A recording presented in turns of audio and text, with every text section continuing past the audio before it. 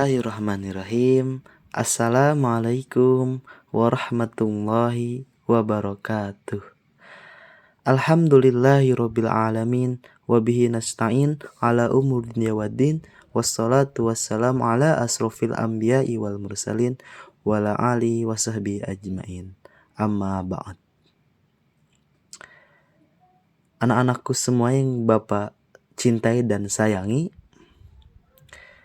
pada kesempatan hari ini kita akan mempelajari tentang bersuci. Namun sebelum kita memulai pembelajaran, alangkah baiknya kita membaca doa terlebih dahulu. Bismillahirrahmanirrahim. Raditu billahi robba wa bil islami dina wa bi muhammadin nabiyya wa rasula. Rabbi jidni ilma warzuqni fahma. Amin. Gimana kabar kalian semuanya? Sehat semuanya? Syukur walhamdulillah kalau semuanya sehat semuanya ya. Pada kesempatan kali ini, anak-anakku semuanya, kita akan mempelajari 4 hal. Yang pertama, pengertian bersuci. Kedua, perbedaan bersuci dan membersihkan. Yang ketiga, dasar hukum bersuci. Dan yang keempat, yaitu macam-macam air bersuci. Untuk itu, semua harus simak ya video yang Bapak buat ini.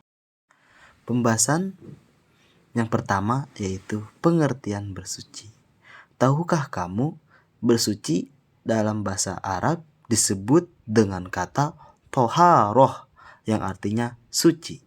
Namun secara istilah, toharoh dari segi bahasa berarti membersihkan diri, membersihkan pakaian, tempat, dan benda-benda lain dari najis dan hadas dengan tata cara yang telah ditentukan oleh syariat Islam.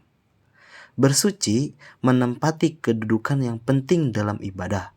Setiap orang yang akan mengerjakan sholat dan juga ibadah mahdoh yang langsung kepada Allah, maka diwajibkan terlebih dahulu untuk bertoharoh atau untuk bersuci, yaitu seperti wudu, tayamum, dan juga mandi.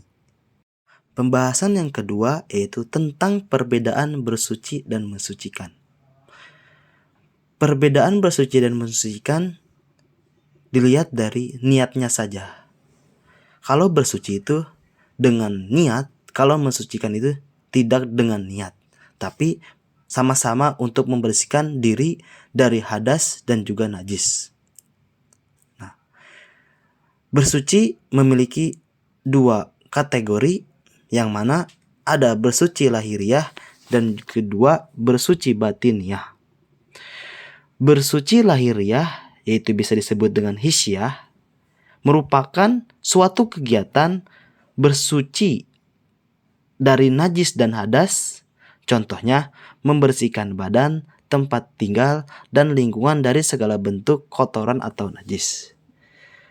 Bersuci lahiriah itu ada 2. Yang pertama bersuci dari najis, dan yang kedua yaitu bersuci dari hadas. Bersuci dari najis yaitu cara membersihkannya sesuai dengan bentuk dan jenis kotoran yang dihilangkan, seperti dibasuh sampai hilang rasa, bau, dan warnanya. Namun yang kedua yaitu bersuci dari hadas, cara mensucikannya itu disesuaikan dengan jenis hadas yang akan dibersihkannya. Kalau semisalnya kita memiliki hadas besar, maka kita harus mandi. Namun kalau semisalnya kita ingin menghilangkan hadas kecil, maka itu harus dengan wudu. Pembahasan yang ketiga yaitu dasar hukum bersuci. Hukum bersuci adalah wajib, karena bersuci termasuk ibadah yang berhubungan langsung dengan Allah. Setiap kali kita ingin melakukan ibadah, maka kita harus bersuci terlebih dahulu. Bersuci dengan ibadah seperti sholat tawaf, mengaji Al-Quran, itu harus terbebas dari hadas kecil maupun besar. Ada hubungan yang berkaitan erat antara bersuci dan segala bentuk ibadah mahdoh, karena Allah Subhanahu wa Ta'ala menyukai hamba yang bersih. Di dalam Quran surat Al-Baqarah menyebutkan, A'udzu billahi minasy syaithanir rajim. Bismillahirrahmanirrahim. Innallaha yuhibbut tawwabina wa yuhibbunal mutatahhirin. Sesungguhnya Allah menyukai orang yang tobat dan menyukai orang yang mensucikan diri. Dalil yang kedua itu dalam Quran surat At-Taubah ayat 108. Bismillahirrahmanirrahim. Fihi rijalun yuhibbuna an yatatahharu wallaha yuhibbut mutatahhirin. Artinya, di dalamnya ada orang-orang yang ingin membersihkan diri. Allah menyukai orang-orang yang bersih. Ayat Al-Quran di atas memiliki kesamaan kandungan yang sangat erat dengan bersuci. Allah Subhanahu wa Ta'ala menyukai orang-orang yang membiasakan dan selalu membersihkan diri dengan bersuci, baik badannya, pakaiannya yang melekat pada tubuhnya dan di lingkungan sekitarnya. Pembahasan selanjutnya yaitu tentang kedudukan air dalam bersuci.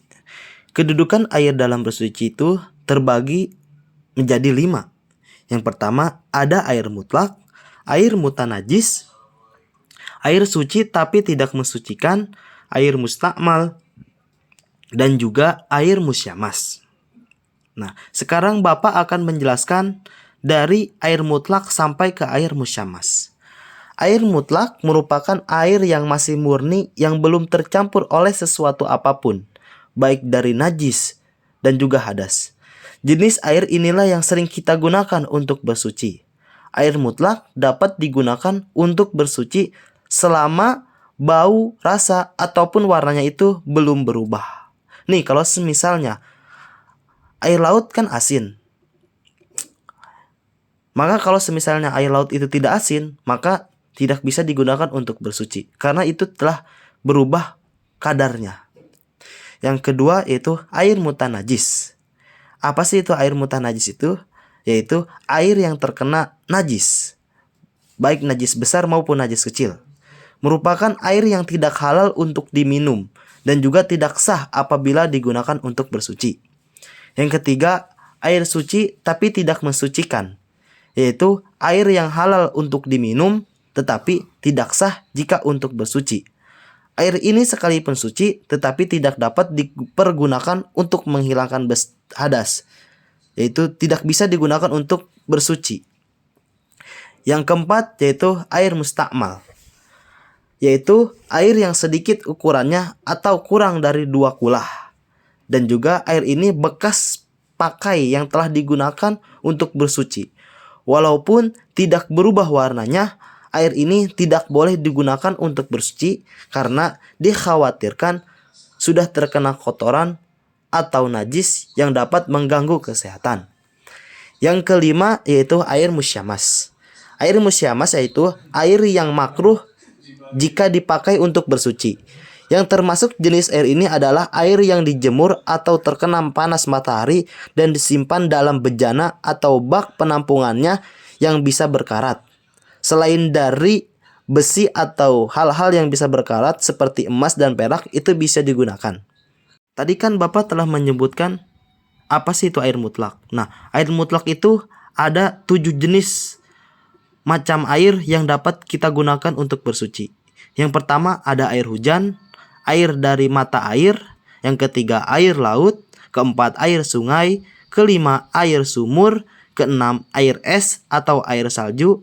Tapi di sini bukan air es yang ada di kulkas, tetapi hal alamiah yang terjadi di bumi. Yang ketujuh yaitu air embun. Kesimpulan yang dapat kita ambil dari pembahasan tadi, yang mana bersuci sudah pasti menyertakan perbuatan membersihkan diri. Tetapi membersihkan diri belum tentu termasuk bagian dari bersuci. Mungkin hanya itu saja yang dapat Bapak sampaikan. Kurang lebihnya mohon maaf. Wassalamualaikum warahmatullahi wabarakatuh.